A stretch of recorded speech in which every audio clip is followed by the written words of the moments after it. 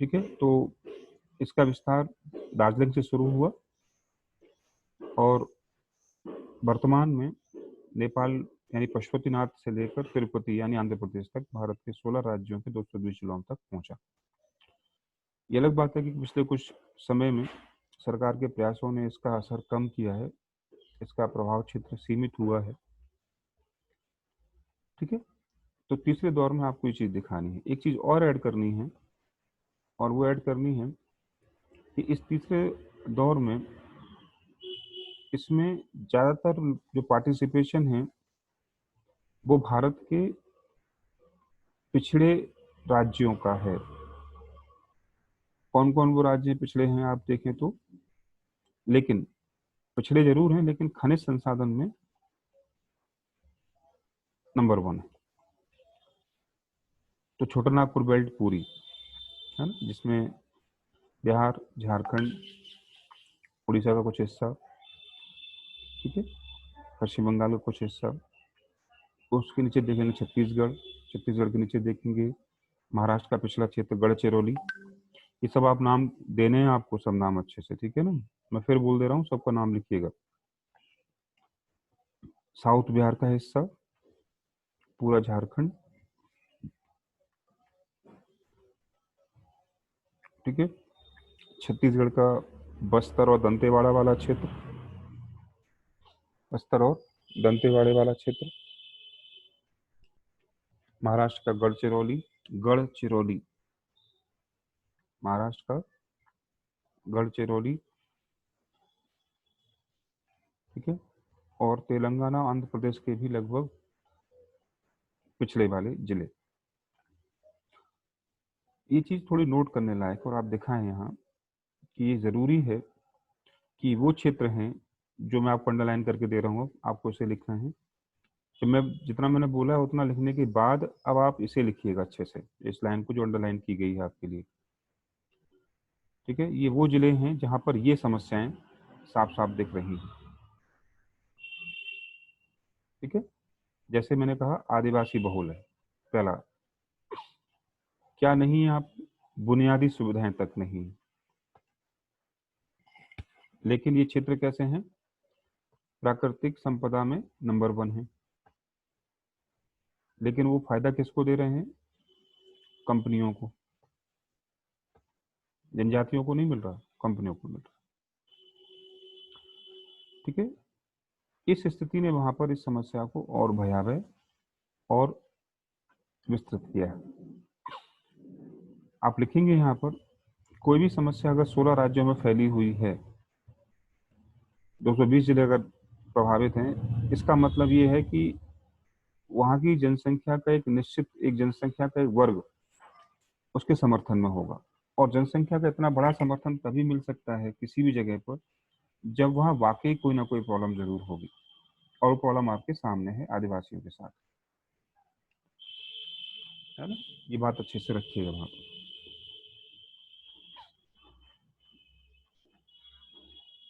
ठीक है, अब नक्सलवादियों ने अपनी उपस्थिति कैसे दिखाई है, तो कुछ एग्जांपल्स मैं आपको दे रहा हूँ, वो आप लिखिएगा।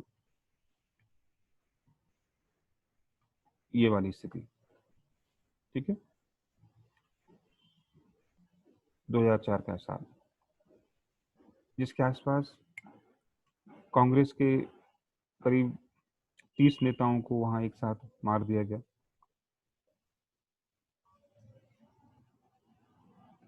सीआरपीएफ के लगभग 76 लोग सुकमा में मारे गए, सुकमा छत्तीसगढ़ में। ठीक है, तो कुछ घटनाओं को आप दिखाकर नक्सलवाद की उपस्थिति दर्ज करें कि आखिर हम इसे क्यों नोट कर रहे हैं। ठीक है, इस पूरे संगठन को या गतिविधियों को इनसे भी समर्थन मिला, ये लिखिएगा, लाइन अंडरलाइन की जा रही है उसको आप अच्छे से लिखेंगे।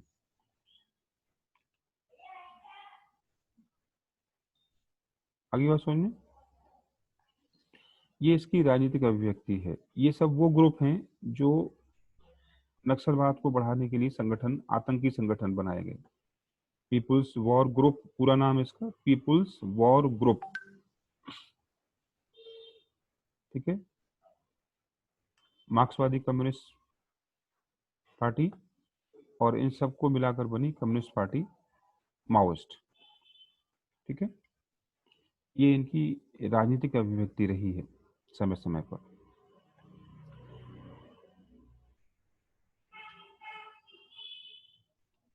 ठीक है,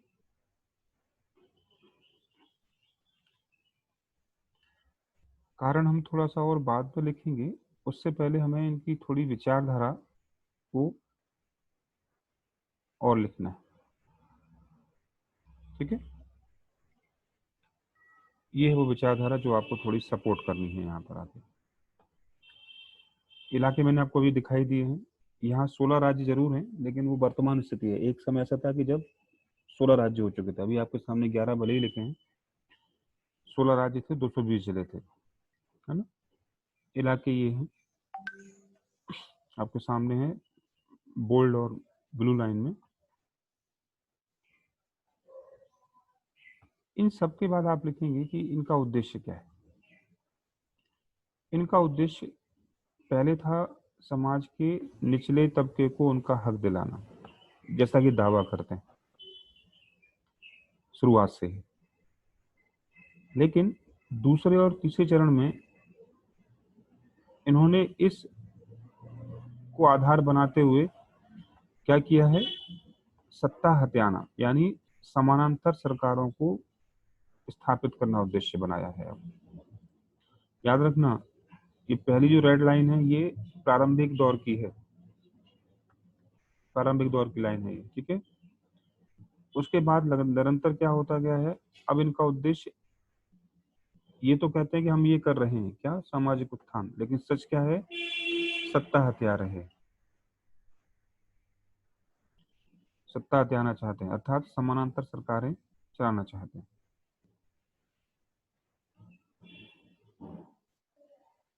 ठीक है। चलिए अब वापस आते थोड़ा सा, और सत्ता हथियाकर ये और क्या चाह रहे हैं, काम करने का तरीका लिखेंगे आप इनका। ये इनके काम करने के तरीके हैं, यहाँ देखेंगे। मैंने कहा सत्ता को उखाड़ना चाहते हैं, यानी भारत की संसदीय स्वरूप को हटाना चाहते हैं।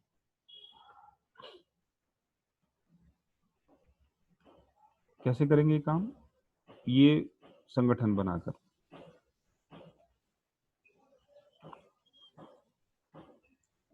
और पिछले लगभग 10 वर्षों में आप इस पॉइंट को अंडरलाइन करेंगे।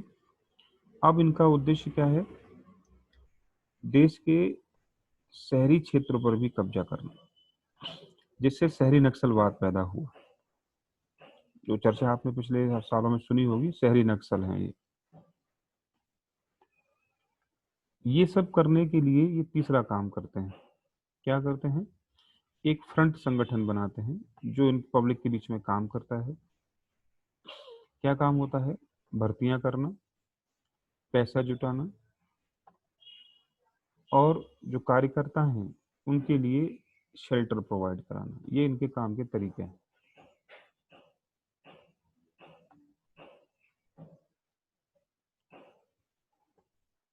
ये इनके काम का मोडस ऑपरेंडी है, काम करते हैं इस तरीके से,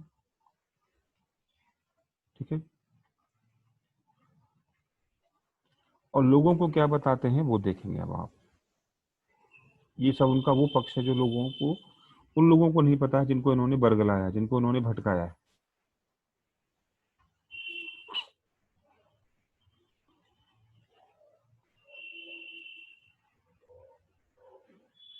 ठीक है।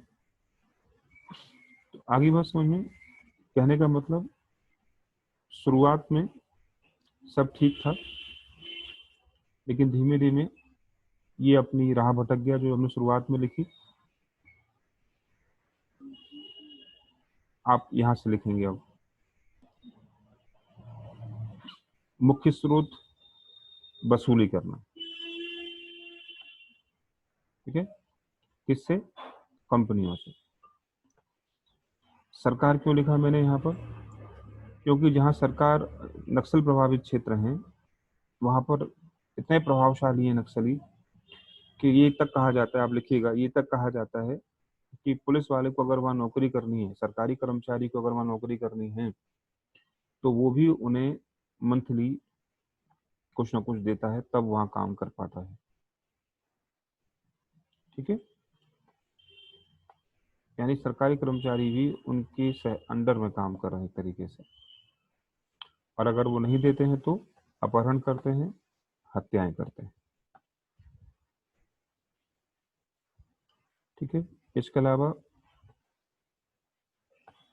ये पैसे का स्रोत है उनका। और सबसे बड़ी चीज आपको ये लिखनी है अब कि भारत के पड़ोसी देश, दो दुश्मन देश चाइना और पाकिस्तान क्या कर रहे हैं, उनको हथियारों और पैसे दोनों की फंडिंग करा रहे हैं। हथियारों और, तो समस्या आंतरिक थी, लेकिन दुश्मन देशों द्वारा इसका स्वरूप अंतर्राष्ट्रीय बना दिया गया है। ठीक है, तो 2 पैराग्राफ आपको यहाँ लगेंगे, 2 या 3 पैराग्राफ, जो नक्सलियों के काम करने के तरीके को दिखाएगा। आप कोई नक्सली बनता क्यों है, उसके कारणों पर चर्चा करेंगे। आप एरिया दिखाने के बाद, उनकी तरीके दिखाने के बाद, अब आप दिखाएंगे कि आखिर नक्सली कोई बनता क्यों है, जैसा कि माना गया है। सबसे अच्छे से लिखना ये वाला टॉपिक, जल, जंगल और जमीन वाला, बहुत अच्छे से प्रमोट करना है। जो 3 ज हैं, ये 3 ज ही सबके लिए जिम्मेदार हैं, अभी तक का विश्लेषण ये बताता है। तो डायरेक्ट मत लिखना, 3 ज, 3 J, ज जंगल, ज जल, ज जमीन। शुरुआत हुई थी जमीन से, कानू सान्याल का वो आपको याद होगा चरित्र, उन्होंने क्या किया था। आज ये जमीन के साथ साथ जंगल में पहुंच गया है। जल जंगल जमीन यहाँ पर क्या दिखाता है, जल जंगल जमीन यहाँ पर 3 चीजों को दिखा रहा है कि किसी की जमीन है, किसी का स्थान है, किसी का घर है। ठीक है, और वहां कोई बाहरी चला गया है। तो क्या लिखेंगे आप, भले ही आपके यहाँ ये लाइन वाइज लिखा है ना, हेडिंग वाइज दिख रहा होगा सब आपको, लेकिन वहां हेडिंग वाइज नहीं लिखना है किसी को, ये याद रखना ना। यहाँ भले ही इस तरह लिखा है, वहां इस तरह से नहीं लिखना है आपको, ये पैराग्राफ में कन्वर्ट करने सारी चीजें, और इसको सबसे अच्छे से लिखेंगे। क्या लिखेंगे वो मैं आपको बताता हूँ। जब बाहरी लोग यहाँ जा रहे हैं अंदर, उनकी जंगल और जमीन पर कब्जा कर रहे हैं, तो बाहरी लोगों को ये आदिवासी क्या नाम से बुलाते हैं, वो लिखिएगा अच्छे से, तभी आपकी कहानी अच्छे से आएगी। वो उन्हें कहते हैं दिक्कू, DIKKU। वो इन दिक्कुओं को वहां से भगाना चाहते हैं। नक्सली अपने आप को स्थानीय निवासी मानते हैं, और बाहर वालों को विदेशी मानते हैं, और स्थानीय भाषा में क्या बोलते हैं उन्हें, कि दिक्कू आ गए हमारे यहाँ, इन दिक्कुओं ने हमारे यहाँ कब्जा कर लिया है, हमारी जंगल व्यवस्था को बिगाड़ दिया है, हमारी जमीनों को हड़प लिया है। क्लियर है। कौन है ये दिक्कू, ये दिक्कू हैं बड़ी बड़ी मल्टीनेशनल या प्राइवेट कंपनियां, जिन्होंने छोटानागपुर क्षेत्र में माइनिंग के लिए फैक्ट्रियां लगाई, इंडस्ट्रीज लगाई, माइनिंग करी, खदानें खोदी, और उस चक्कर में वहां से इन सबको हटना पड़ा। ठीक है, क्योंकि ये कभी वोट बैंक नहीं रहा, साफ साफ लिखिएगा, तो सरकार ने इन चीजों की तरफ शुरुआत में ध्यान भी नहीं दिया। शुरुआत में, अभी नहीं कह रहा हूँ, स्टार्टिंग में सरकार ने इस चीज पर बहुत ज्यादा, यानी ये क्षेत्र राजनीतिक उपेक्षा का शिकार हो गया, और जब ऐसा हुआ तो विकास कार्य वहां पर प्रभावित हो गए, और ये समस्याएं बढ़ गई। तो जो आदमी सबसे डिप्राइव था, उसके सामने ये सब संकट होना लाजमी था, है ना। इन सब की वजह से ये परिणाम पैदा हुए, ऊपर से सरकार भी वहां नहीं पहुंची, ये लिखेंगे। और जब सरकार पहुंची, शासन व्यवस्था के रूप में लेकर पहुंची, तो वहां के अधिकारियों ने उन जनजातियों के सीधे साधे लोगों का इन लोगों के साथ मिलकर क्या किया, शोषण किया। क्योंकि जनजाति सीधे लोग हैं, अधिकारों के बारे में जानते नहीं हैं, तो इन सरकारी कर्मचारियों ने, पटवारियों ने मिलकर वहां कानूनों की मदद से उनका शोषण किया। किस तरह का शोषण किया, जिसमें आप दिखाएं, अब ध्यान से अच्छे से लिखना कि जो जंगली आदमी, आदिवासी आदमी ये तीनों खो बैठा हो वो तब भी बर्दाश्त करेगा, लेकिन जब इन दिक्कुओं ने वहां की महिलाओं के साथ मिसबिहेव किया, वहां के लोगों को स्लेव बनाया, वहां के लोगों को, जो मजदूर, जो आदिवासी 24 घंटे बिल्कुल मस्त फ्री घूमता था, उस आदिवासी को उन्होंने 18 घंटे का फैक्ट्री का नौकर बना दिया। ठीक है, तो ये 2 पॉइंट वहां पर आप लिखेंगे। तो जाहिर सी बात है, एक दौर ऐसा आया कि जो आदमी ये खो बैठा हो, ये समस्या से ग्रसित हो, फिर आप उसके सामाजिक ढांचे को तोड़ने पर आ गए हों, तो जाहिर सी बात है कि वो आदमी क्या होगा, शास्त्र व्यवस्था के प्रति असंतोष होगा। ठीक है, इसलिए इन्होंने लाल गलियारे, रेड कैरिडोर लिखेंगे आप, है ना, को ही अपना राष्ट्र मान लिया और भारत को, भारत की सरकार को, भारत के सुरक्षा बलों को विदेशी कहा। ठीक है, वो विदेशी इसलिए हैं उनके लिए क्योंकि जंगल किसका है, आदिवासी का। जमीन किसकी, आदिवासी की है। भाई सोचो, आप लोग भी बता सकते हो कि बस्तर में रहने वाला एक आदिवासी जो कभी घर से बाहर नहीं निकला हो, उसे क्या पता दिल्ली कौन है, उसे क्या पता कि भोपाल की सरकार कौन सी है, उसे क्या पता रायपुर की सरकार कौन सी है। आज भी आप जानते हैं ना, उत्तराखंड के कई लोगों ने रेल सुनी है, देखी तक नहीं। सोचो, तो इन जंगलों में रहने वाले आदिवासियों को रेल के बारे में पता भी नहीं, रेल होता भी है। आप उस आदिवासी के घर पहुंचेंगे और उसे ये सब क्रिएट कर देंगे और फिर कहेंगे कि हम भारत सरकार हैं, हम आपके भले के लिए कर रहे हैं। क्या वो आदिवासी आपको अपना मानेगा? नहीं मानेगा। ठीक है, तो भारत के सभी लोग इन आदिवासियों को विदेशी लगते हैं क्योंकि उन्हें अपना जंगल राष्ट्र, एक देश लगता है और हम विदेशी। ये सब इसलिए हुआ क्योंकि ये सब हो रहा था। ठीक है, बहुत अच्छे से संवेदन के साथ इसको अच्छे से आप प्रमोट करें, जंगल जमीन को। एक पूरा पैराग्राफ या 2 पैराग्राफ आप अच्छे से लगाएं इन सब के लिए, लेकिन याद रखिएगा बस ये इस तरह से नहीं लिखकर पैराग्राफ में कन्वर्ट करके लिखना है। ठीक, ये कारणों की चर्चा आपने कर ली यहाँ पर। आगे बढ़ें। अब क्या ये जायज है? जैसा मैंने बोला, ऐसा लग रहा था कि मैं इनका समर्थन कर रहा हूं, है ना, लेकिन ऐसा नहीं। इन के विद्रोह या हिंसा से निपटने के लिए सरकार ने जो तरीका अपनाया, उस तरीके ने समस्या को और बिगाड़ दिया। तो आप लिखेंगे सरकार ने क्या किया था, तो आप लिखेंगे कि सरकार ने अभी तक इनसे निपटने के लिए ये सब काम किए जो आपके सामने है, खासकर ये चीजें। ठीक है, सरकार ने ये सब किया इनसे निपटने के लिए, यानी सरकार ने बंदूक के दम पर इस समस्या को सुलझाने का प्रयास किया। सरकार ने बंदूक के दम पर इस समस्या को सुलझाने का प्रयास किया, जिसने इस समस्या को और बिगाड़ दिया। ये सब आप अभी तो केवल देख लें, मैं आपको ग्रुप में शेयर करूंगा, तब वहां से आप इसे लिख लीजिएगा, है ना।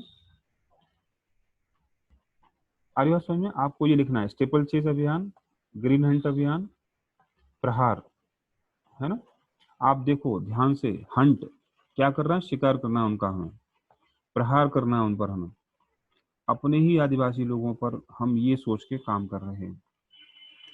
इन एक और इसमें मिसिंग है, वो भी आप लिख लीजिए,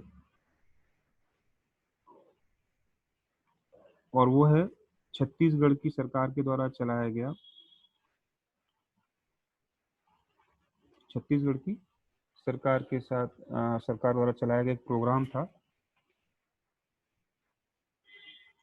जिसमें सरकार ने, वहाँ की सरकार ने क्या किया था, ऐसे आदिवासियों को चुना जो आदिवासी तो थे लेकिन नक्सली नहीं थे, उनको हथियार दे दिए बिना किसी विशेष ट्रेनिंग के, और उनको कहा गया कोया कमांडो।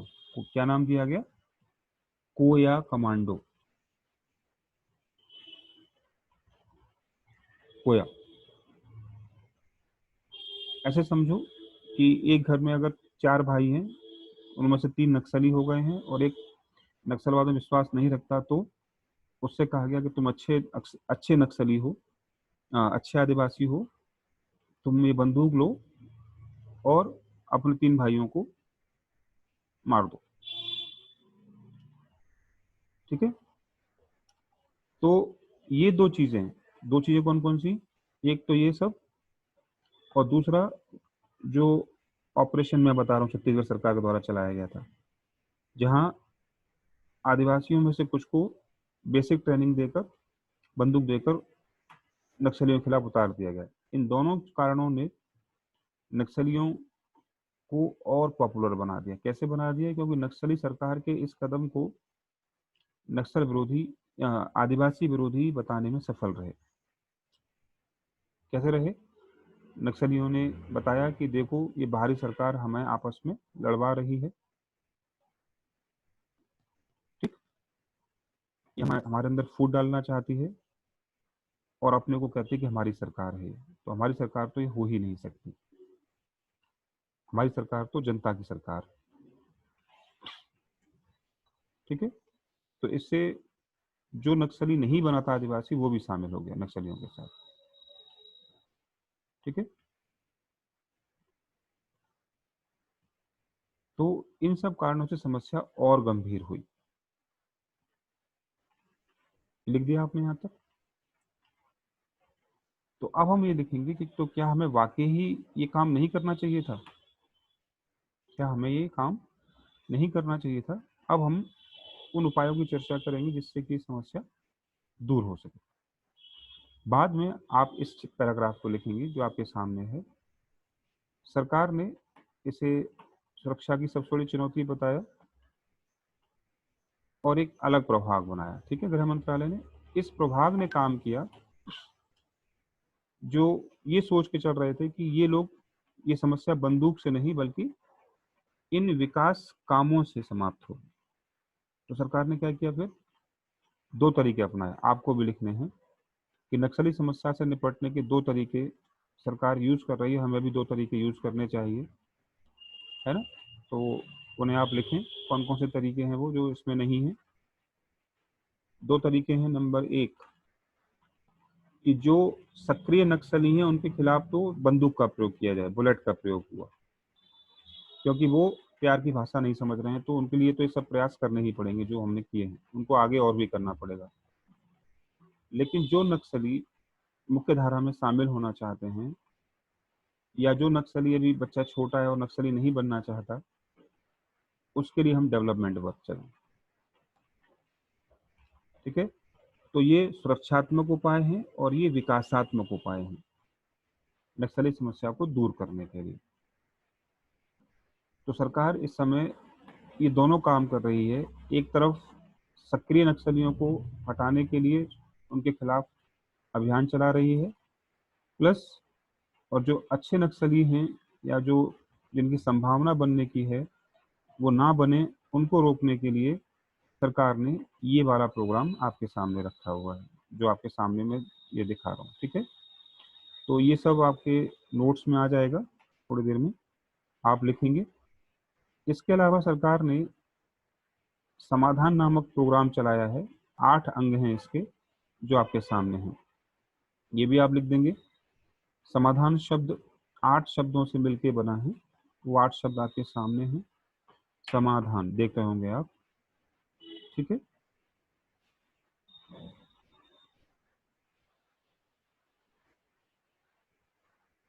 चलिए, इतना करने के बाद भी समस्या खत्म क्यों नहीं हो रही,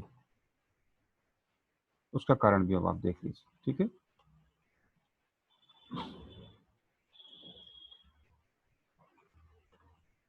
क्योंकि हमने समस्या को ढंग से समझा ही नहीं, और जब से समझा है तब से समस्या बहुत कम हुई।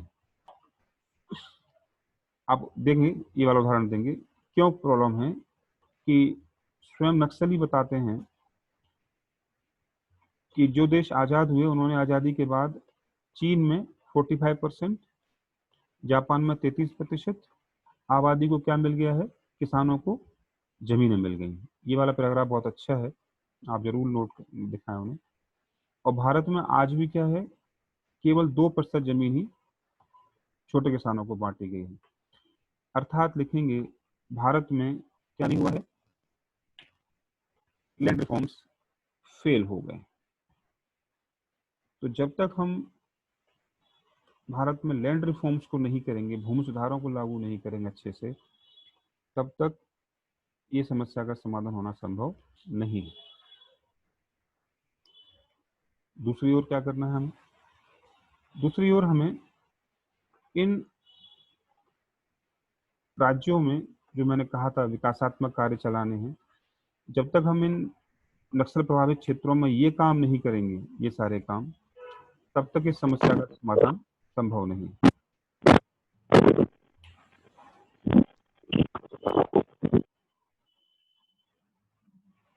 ठीक है, तब तक इस समस्या का समाधान संभव नहीं।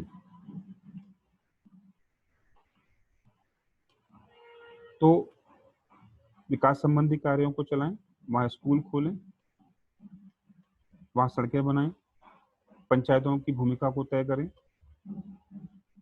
जो नक्सली मुख्य धारा में आना चाहते हैं उन्हें शामिल करें, और जो समाज का प्रबुद्ध वर्ग है, जो एनजीओ हैं, जो समाज में गरीब वंचितों की आवाज उठाने वाली कुछ आवाजें हैं, मेगा पाटकर जैसे लोग हैं, उनको मध्यस्थ बनाकर हम नक्सलियों से बातचीत कर सकते हैं। यानी इस समस्या का समाधान 3 स्तरों पर निकाला जाएगा। पहला, जो चल रहा है हिंसा, उसका प्रतिरोध किया जाए सुरक्षा बलों के माध्यम से। नंबर 2, विकासात्मक कार्य चलाए जाएं, आपने देखे भी। नंबर 3, उनसे एक फ्रंट बातचीत का खोला जाए। ये काम तीनों समानांतर रूप से करने की आवश्यकता है। चौथा और तीसरा लिखिएगा इसमें, इन सब के साथ जरूरत है, इस अच्छे से लिखना, इन सब के साथ जरूरत है ऐसे लोगों की जो आदिवासी समस्याओं के विशेषज्ञ हैं, आदिवासियों की संस्कृति के विशेषज्ञ हैं, उनको सामने लाने की जरूरत है ना। मैं छोटा सा एग्जांपल आपको इसमें देता हूँ, मेरी भूमिका भी रही इसमें पर्सनली। 2008 की 9-10 की बात है।